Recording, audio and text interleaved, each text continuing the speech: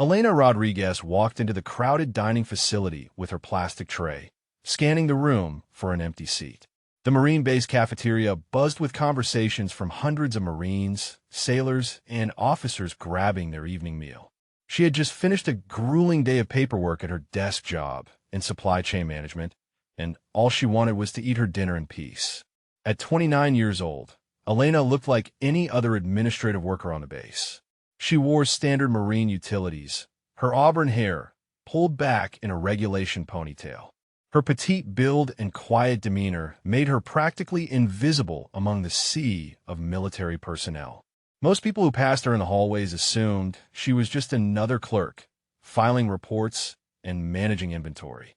What they didn't know was that Elena had spent the last 7 years as an elite Marine Force recon operator. She had completed missions in Syria, Afghanistan, and Yemen that would make most people's blood run cold. Her record was classified at the highest levels, known only to a select few in the Special Operations Command. After years of dangerous deployments, she had requested a transfer to a quieter position, hoping to find some normalcy in her life. As she moved through the dining facility, balancing her tray of meatloaf and mashed potatoes, Elena noticed 4 young recruits sitting at a corner table. They couldn't have been more than 19 or 20 years old, fresh out of boot camp with their crisp uniforms and eager faces. They were talking loudly, their voices carrying across the noisy cafeteria as they bragged about their training scores and future assignments. The only empty chair in the entire dining facility happened to be at their table. Elena approached quietly, setting her tray down without saying a word. The recruits barely glanced at her as she sat down, continuing their animated conversation about which one of them would make it into Special Operations first. "I'm telling you guys, I'm going to be Force Recon," announced Ryan Patterson, a tall blonde recruit from Texas. He flexed his bicep dramatically. "I benched 340 in training. That's more than anyone else in my class." His friend Derek Johnson, a stocky kid from Detroit, laughed and shook his head. "Bench press doesn't make you special ops material, man. It's about mental toughness. I stayed awake for 84 hours straight during Hell Week simulation." The third recruit, Kevin Liu from California, rolled his eyes at both of them. "You guys are dreaming. Do you know what it takes to become Force Recon? They have a 90% dropout rate. Most people can't even handle the swimming requirements." The fourth member of their group, Michael Santos from New York, nodded in agreement. "My cousin tried out 3 years ago. He said the instructors made grown men cry like babies. These Force Recon guys are like superhumans or something." Elena continued eating her dinner silently, listening to their boastful claims and wild misconceptions about special operations. She had heard similar conversations countless times before. Young recruits always thought they knew what it took to join the elite units, but they had no real understanding of the sacrifices and suffering involved. Ryan leaned back in his chair, his voice growing louder. "I don't care how tough it is. I've been preparing my whole life for this. I could do more push-ups than anyone. I can run a 6-minute mile, and I'm not afraid of anything." Derek jumped in again. "Fear isn't the issue, bro. It's about being smart enough to outsmart the enemy. I scored the highest on all my intelligence tests. That's what really matters in combat." Kevin shook his head. "You're both wrong. It's about being a team player. Force Recon operators work together like a machine. Individual skills don't matter if you can't work with others." Michael added his opinion. "My dad was in the Marines, and he always said Special Forces guys are different from regular people. They're born with something extra, like they don't feel pain the same way." As their conversation continued, Elena noticed other diners at nearby tables starting to listen in. Some older servicemen were smirking at the recruits' naive enthusiasm, while others looked annoyed by their loud bragging. The 4 young men were completely oblivious to the attention they were drawing. Ryan suddenly turned to Elena, as if noticing her for the first time. "Hey, what do you think? You work on the base, right? Have you ever met any real Force Recon operators?" Elena looked up from her meatloaf, meeting his eager gaze. "A few," she replied quietly, taking another bite of her dinner. "Really?" Derek leaned forward excitedly. "What were they like? Were they as tough as everyone says?" Elena chewed thoughtfully before responding. They seem pretty normal to me. The recruits exchanged disappointed glances. Kevin frowned. Normal? Come on. They had to be different somehow. These are the guys who take out terrorists and rescue hostages. Yeah, Michael added. I heard they can hold their breath underwater for like 10 minutes and fight off 5 guys at once. Elena almost smiled at their exaggerated expectations. I think you might be watching too many movies, she said calmly. Ryan looked frustrated by her understated response. Look, no offense, but you probably just met them in passing or something. You wouldn't really know what they're capable of unless you saw them in action. The conversation was interrupted by a commotion at the far end of the dining facility. A fight had broken out between 2 Marines, and within seconds, it escalated into a full brawl involving 6 or 7 people. Chairs were overturned, trays went flying, and other diners scrambled to get out of the way. What happened next would change everything the 4 recruits thought they knew about the quiet woman sitting at their table. The dining facility erupted into chaos as the fight spread across multiple tables. Marines were throwing punches, wrestling on the floor, and shouting over the crash of overturning furniture. Most people in the cafeteria either backed away from the violence or stood frozen in shock, unsure how to react to the sudden mayhem. The 4 recruits at Elena's table jumped to their feet, their eyes wide with excitement and fear. Ryan started to move toward the fight, his chest puffed out like he wanted to join in and prove his toughness. Derek grabbed his arm, trying to pull him back while Kevin and Michael argued about whether they should get involved or find security. But Elena didn't move from her seat. She continued eating her dinner as if nothing unusual was happening, her fork moving methodically from her plate to her mouth.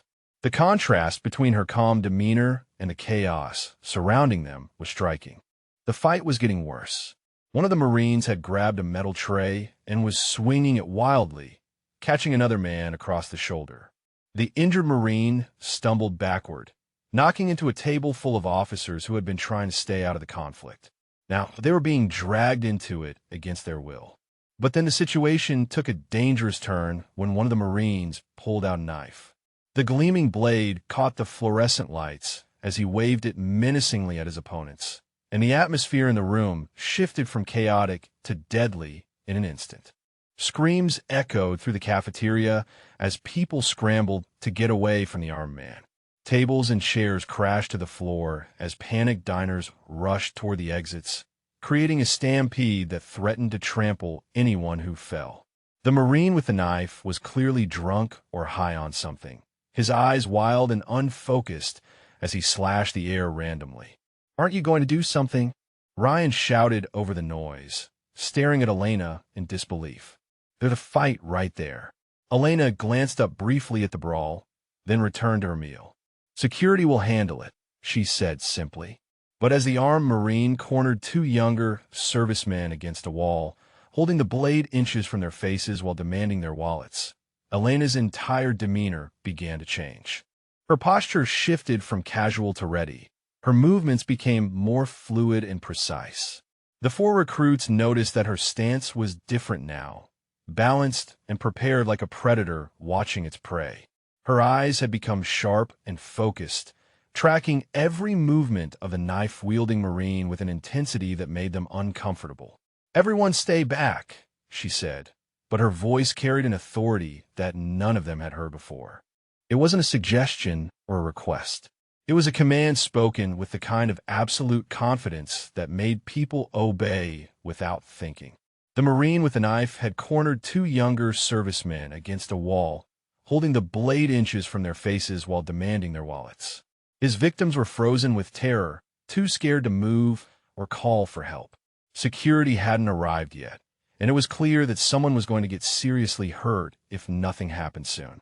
Elena moved toward the danger with measured steps, stepping over overturned chairs and broken dishes like she was taking a casual stroll through a park. Other people were running away from the danger, but she was walking directly toward it with no visible fear or hesitation. As Elena closed the distance, the knife-wielding Marine noticed her approach and turned the blade in her direction. "Stay back," he screamed, his voice high-pitched with desperation. I'll cut you. I'll cut anyone who comes near me. Elena stopped about 10 feet away from him, her hands visible and empty at her sides. She didn't look afraid or angry or excited. She looked like someone who was simply doing a job that needed to be done. The Marine lunged toward Elena with a knife. What happened next took less than 3 seconds. Elena moved like liquid mercury, flowing around the knife, thrust with impossible grace. Her left hand shot out and grabbed the Marine's wrist, controlling the weapon with a grip that made him cry out in pain. At the same time, her right elbow struck him in the solar plexus, doubling him over and forcing all the air from his lungs. Before the Marine could recover, Elena twisted his arm behind his back and drove him face first into the nearest table. The knife clattered harmlessly to the floor as she applied a joint lock that made him scream in agony. In less time than it took to blink, a dangerous armed man had been reduced to a helpless prisoner. The entire dining facility fell silent except for the Marine's whimpering and the sound of sirens in the distance as security finally arrived. Everyone was staring at Elena, who was calmly holding her captive immobile while she waited for backup. Ryan's mouth was hanging open in shock. "Did you guys see that?" Derek nodded slowly, his eyes wide. She just took down an armed man like it was nothing. Kevin was trying to process what he had witnessed. That wasn't lucky. That was training. Real training. Tommy looked at his friends with a growing realization. "Guys, I don't think she works in supply chain management." Security personnel flooded into the dining facility within minutes, their boots echoing across the floor as they secured the scene. The lead security officer, a grizzled master gunnery sergeant with 20 years of experience, took one look at Elena holding the disarmed Marine and immediately understood that something unusual had happened. "Ma'am, are you injured?" he asked Elena respectfully, his tone completely different from how he might address a typical witness. "Negative, Master Gunny," Elena replied, maintaining her grip on the subdued Marine. "Subject is secured and ready for transport." The 4 recruits noticed that Elena's voice had changed again. She was speaking in crisp, professional military terminology, nothing like the casual tone she had used during dinner. She sounded like someone giving a mission report, rather than a scared civilian who had just defended herself. As the security team took custody of the knife-wielding Marine, the master gunnery sergeant approached Elena privately. The recruits couldn't hear what he was saying, but they watched as he spoke to her with obvious respect and deference. Whatever he was telling her, it was clear that he knew exactly who she was. A lieutenant colonel approached, recognition dawning in his eyes. "You're Elena Rodriguez," he said slowly. "Yemen extraction, classified briefings."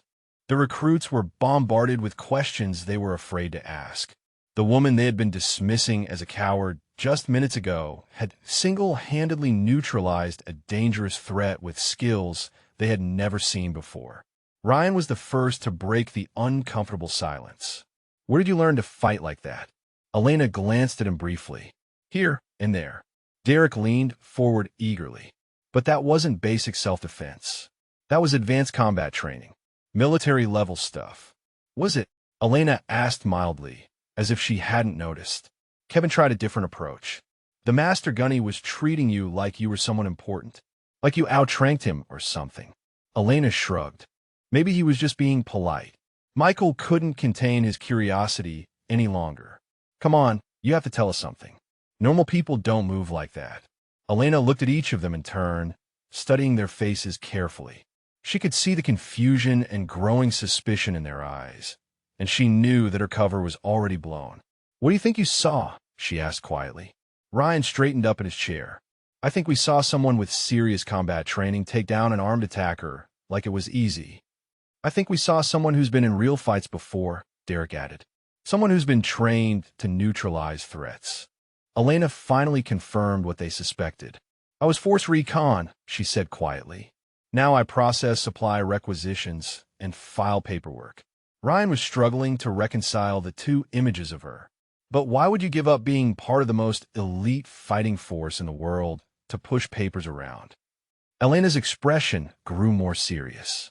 "Because after a while, you get tired of seeing things that most people never have to see. You get tired of doing things that most people never have to do." She educated them about reality. It's closer to 75% dropout rate these days, not 90%. Most people who try don't succeed. When asked about fear, she was honest. Every single time. Anyone who says they're not scared in combat is either lying or mentally ill. Her personal motivation emerged. Her brother killed in Syria. I decided that if I was going to be in the military, I was going to be in a position to actually make a difference. She assessed the recruits carefully. I don't know if you have what it takes. The hardest part is learning to live with the things you have to do. The 4 recruits were permanently changed by their encounter.